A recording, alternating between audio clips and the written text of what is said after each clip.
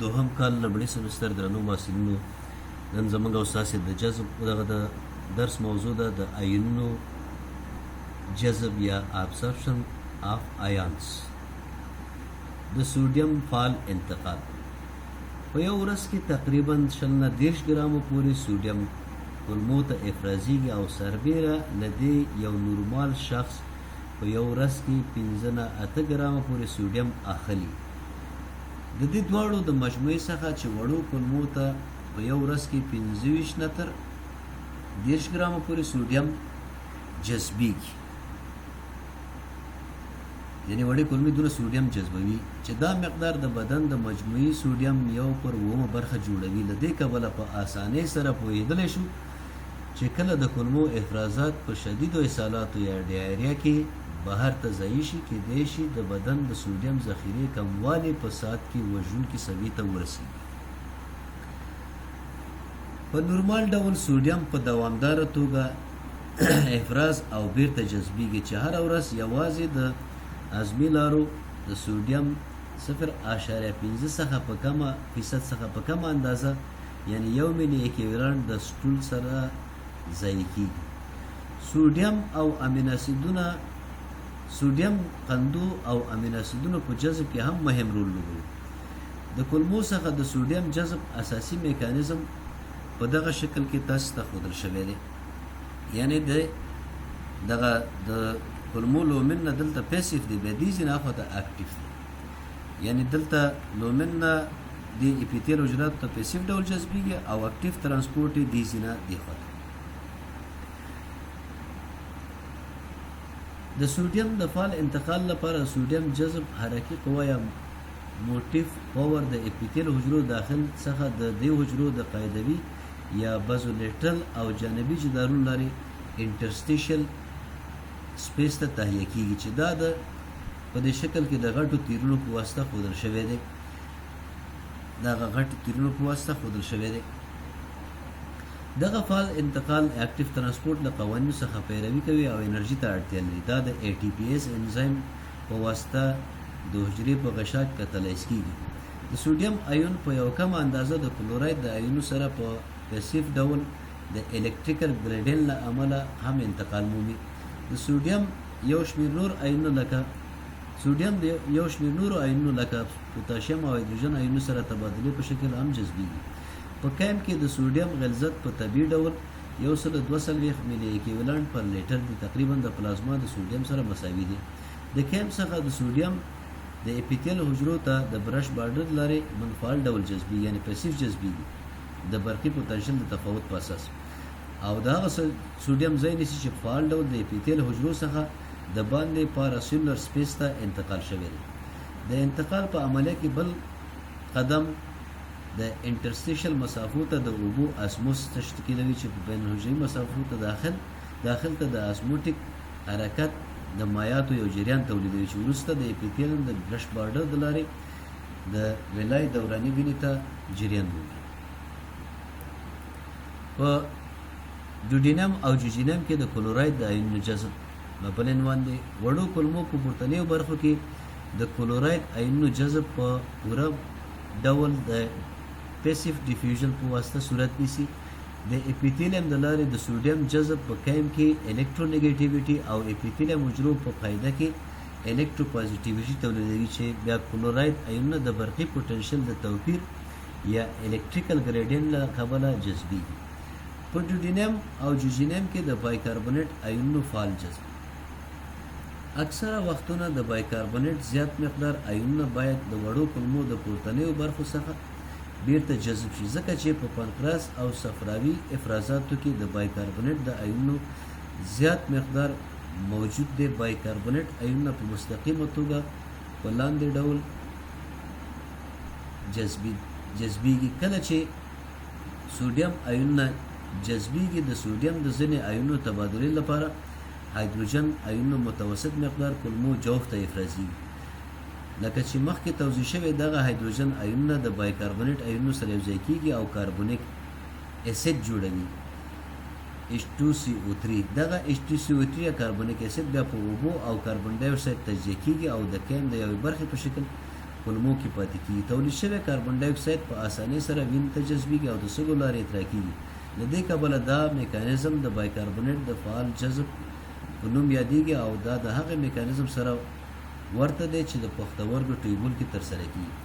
په ایلیم او غټو کولمو کې د کلوراید د آیونونو فعال جذب او د بایکاربونیټ د آیونونو فعال افراز دا بل عنوان دی. ایلیم او غټو کولمو اپیتیل حجرې د کلور د آیونونو د فعال جذب لپاره یو مخصوص میکانیزم لري چې د کلوراید د آیونونو په مقابل کې په مساوي شمیر بایکاربونیټ آیونونه افرازي. د دې میکانیزم وظیفوي رول بایکاربونیټ د آیونونو په واسطه د هغو تیزابي محصولاتو خنثی کول دي چې د بکټریاو په واسطه خصوصا په غټو کولمو کې تولیدي. د مختلفو بکټریاو ټوکسینونه په خاصه توګه کالرا، کولون باسیلای، سټافیلوکوکس کولی شي چې کلوراید بایکاربونیټ ایکسچینج میکانیزم په قوي توګه تنبیه کړي. د نورو آیونونو جذب دا بل عنوان دی. کلسیم آیونونه په فعال ډول خصوصا د ډوډینیم څخه جذبیږي. د کلسیم آیونونو جذب په ښکاره ډول کلسیم ته د بدن د اړتیا په اساس کنټرولیږي. یو مهم فاکتور چې د کلسیم جذب کنټرولوي هغه عبارت د پاراتایراید هورمون دی چې پاراتایراید غدې څخه افرازیږي او بل عامل ویټامین ډي دی. پاراتایراید هورمون پښتورګو کې ویټامین ډي فعالوي او فعال شوی ویټامین ډي بیا د کلسیم جذب په زیاتې اندازې سره تیزوي. د اوسپنې آیونونه هم په فعال ډول د وړو کولمو څخه جذبیږي. پوتاشیم، مګنیسیم، فاسفیټ او ځینې نور آیونونه هم کولی شي فعال ډول د کولمو د مخاط د لارې جذب شي. په عمومي توګه یو ویلانسه آیونونه یا مونو ویلنټ نسبت دو ویلانسه آیونونو ته په اسانۍ او په زیاتې اندازې سره جذبیږي. د مثال په ډول د کلسیم آیونونو اعظمي جذب د سوډیم د آیونونو د طبیعي جذب په نسبت 1/50 ځلې کم دی، مګر له نیکه مرغه په نارمل بدن کې یوازې یو کم مقدار دوه ویلانسه آیونونو ته اړتیا. د کاربوهایډریټونو جذب یا ابزورپشن اف کاربوهایډریټس چې دا نوټرین دي د نوټرین په ډول جذبیږي. په اساسي ډول ټول کاربوهایډریټونه د مونوسکرایډونو په شکل جذبیږي، یوازې د هغې یو کم اندازه ډای سکرایډ په شکل هم جذبیدی شي.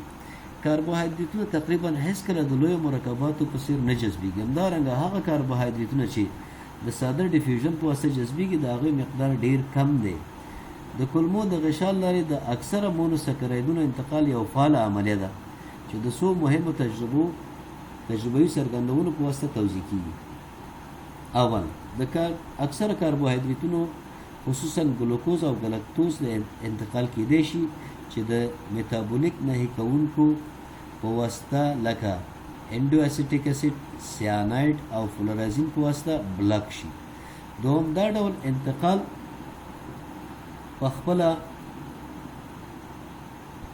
انتخابي دی او یوازې کولی شي چې د ځینو مونوسکرایډونو انتقال د مختلفو مونوسکرایډونو د انتقال برتري او د هغوی انتقال نسبتي صورت د ګلوکوز په پرتله په دې ډول دی چې تاسې په دې شکل کې زه وښیم. ګلکتوز 1.1، ګلوکوز 1، فرکتوز 0.4، مانوز 0.2، زایلوز 0.15 او ارابینوز 0.1. دریم هر ډول مونوسکراید لپاره د انتقال یو اعظمي صورت وجود لري.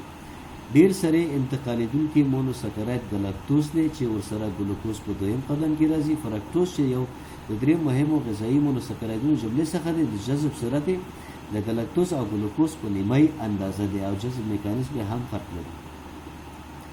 څلورم د ځینې قانونونو ترمنځ د مربوطه ناقل یا کامن کیریر سیستم لپاره یو کمپټیشن وجود لري. مثال په ډول کله چې یو زیات مقدار ګلکتوز د انتقال په حالت کې وي، په همزمان ډول د ګلوکوز انتقال په زیاتې اندازې سره کموي.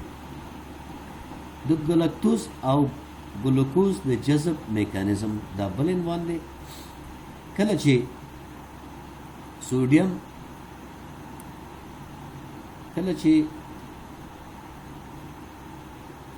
سوډیم انتقال متوقف شي، د ګلوکوز او ګلکتوز انتقال یا صورت نه نیسي او یا په زیاته اندازه سره کمیږي.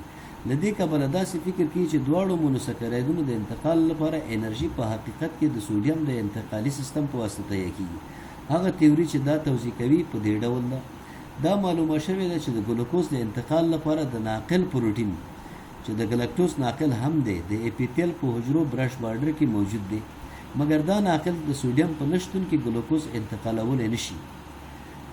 له دې کبله عقیده پر دې ده چې په ناقل پروټین یا کیریر پروټین کې د یو مالیکول ګلوکوز او یو مالیکول سوډیم آیون لپاره آخذوي برخې یا ریسپټر سایټس موجود دي. ناقل پروټین تر هغه دوی د اپیتیل حجرو داخل ته نه انتقالوي تر څو چې دواړه ریسپټري برخې په یو وخت کې ډکې نشي. هغه انرژي چې د حجرې داخل څخه د حجرې هغه انرژي چې د وبخي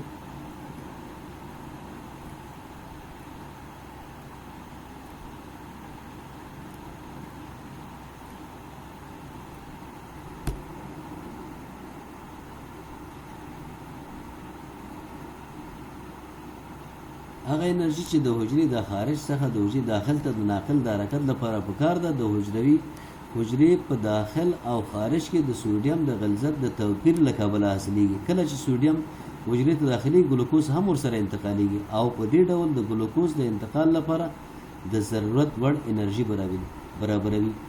ګلوکوز د انتقال لپاره دا توزیع د سوډیم کو ترانسپورټ تیوري په نامه یادېږي او همدارنګه سیکنډري اکټیو ترانسپورټ اف ګلوکوز په نوم سره هم یادېږي. ښکاره ده چې ګلوکوز د سوډیم کو ترانسپورټ یوازې د ګلوکوز ته د حجرې داخل خواته حرکت ورکوي چې دا کار د حجرې په داخل کې د ګلوکوز غلظت د نارمل اندازې څخه زیاتوي چې وروسته ښایي ګلوکوز د فیسیلیټي ډیفیوژن په واسطه د اپیتیل حجرې د بازولټرل غشا څخه خارج الحجرې مایعات تیر شي.